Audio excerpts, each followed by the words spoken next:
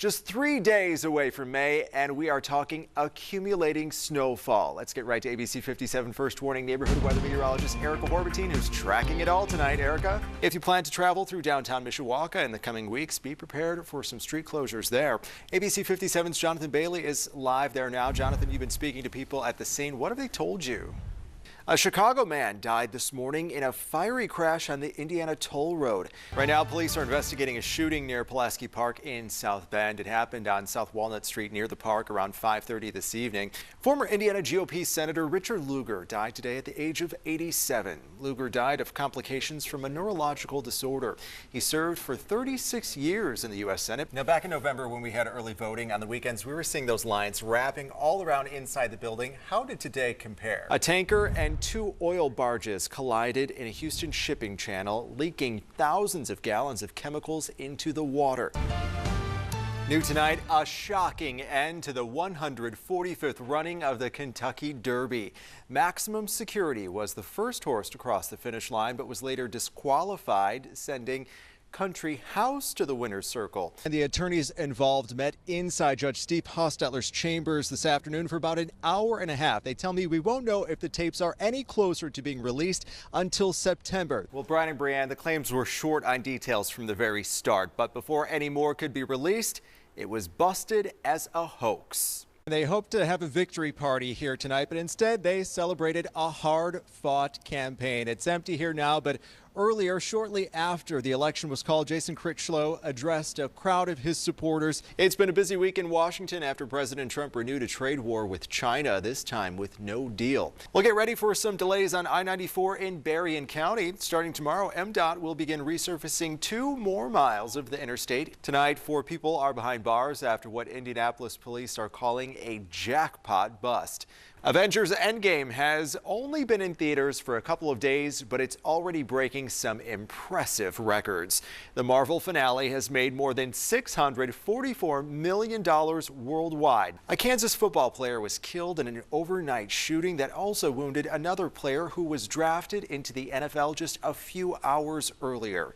23-year-old Dwayne Simmons died in that shooting. Well, some of the money that went flying off a truck in Michigan is making its way back to its owner. New tonight, more bills are piling up on one California teacher who is battling breast cancer. She now has to pay for a substitute teacher to fill in while she's on leave. I feel like spring has been canceled and we're soon just going to flip a switch and it's going to be 90 and humid. I mean, I can only hope that we have some 90s in the forecast, but it does look like the May outlook was trending for cooler than normal, so that's exactly what we're getting. All right, we'll try again in June. Yeah. Thanks, Erica. Up next. This is ABC 57 News at 7.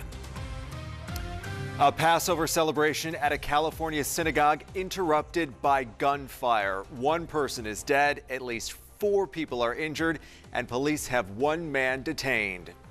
The NRA rallied thousands together in Indianapolis today, but not everyone was a supporter. This group of mothers instead demanding action against gun violence. The April showers are turning back to snow across much of the Midwest. This is a live look at Chicago right now, where the snow has been falling all day long and it's heading our way. Good Saturday evening. I'm Drew Gardner. Just 3 days away from May, and we are talking accumulating snowfall. Let's get right to ABC 57 First Warning neighborhood weather meteorologist Erica Horbatine, who's tracking it all tonight. Erica? Coming up in 10 minutes. Well, the weather has been making a mess of air travel. More than 700 flights have been canceled between Chicago's O'Hare and Midway airports. Here at South Bend International, 2 arriving flights from Chicago tonight have been canceled, as well as 2 departing flights. 7 total flights have been canceled since the day began. If you have plans to fly this weekend, be sure to check in with your airline before heading to the airport. New tonight, a woman is dead and 3 others are injured after a gunman opened fire in a California synagogue. San Diego County Sheriff's deputies were called late this morning to Congregation Shabbat in Poway, where a Passover celebration was underway. A 19-year-old suspect is said to have fired 10 rounds before leaving the synagogue. According to a witness, one of the injured is the congregation's rabbi. The sheriff's department says 1 man was detained for questioning. The NRA convention in Indianapolis brought in thousands of gun rights supporters, but those weren't the only visitors to the convention. ABC 57's Jonathan Bailey joins us live in studio with some of the criticisms at this year's convention. Jonathan?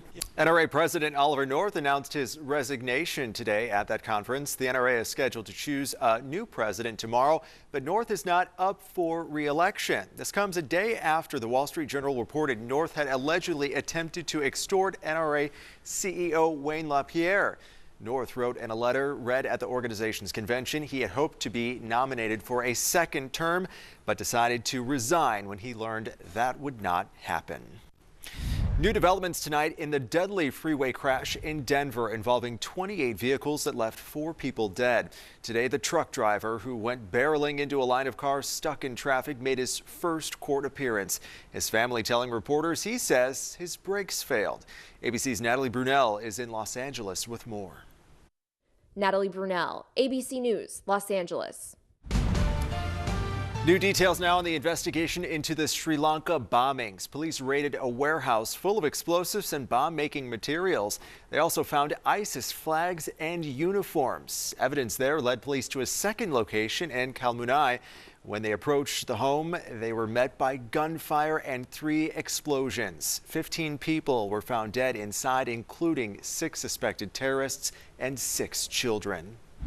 South Bend Mayor and Democratic presidential candidate Pete Buttigieg promises to return all money donated from lobbyists after facing backlash from some Democrats. His campaign released a statement saying, quote, Mayor Pete will not be influenced by special interest money, and we understand that making this promise is an important part of that commitment. The campaign initially accepted more than $30,000 from 39 lobbyists. Coming up, a truck made it rain on one Michigan highway, spilling tens of thousands of dollars onto the roadway. Now police are making a plea to the community to get it back.